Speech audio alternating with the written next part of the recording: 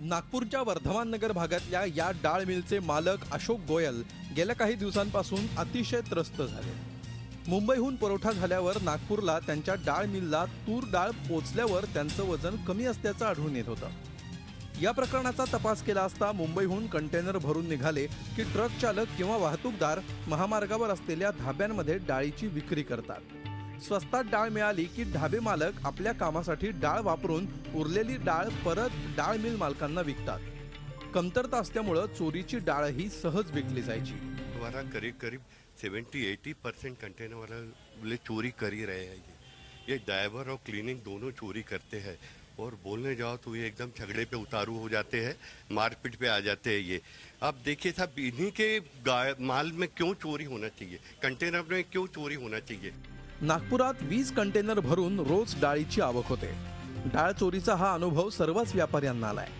Truck चालकच डाळीची चोरी करत असल्यामुळे वाहतूकदारांच्या संघटनेकडे याची तक्रार करूनही संघटना दखल घेत नसल्यामुळे आता डाळ मिल मालकांची संघटना पोलिसात तक्रार दाखल करणार आहे। मी पोलीस स्टेशन कलमनामध्ये तो एकदा आमच्यावर गुंडागर्दी केली, त्यांना केबिनमध्ये येऊन ते आम्ही कंप्लेंट केली होती।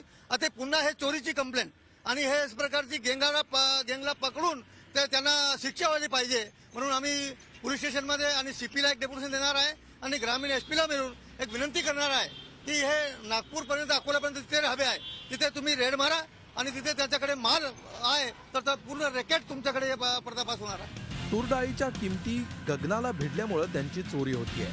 पोलिसांनी यावर वेळीच कारवाई करणं गरजेचं आहे। अखिलेश हळवे, झी मीडिया, नागपूर।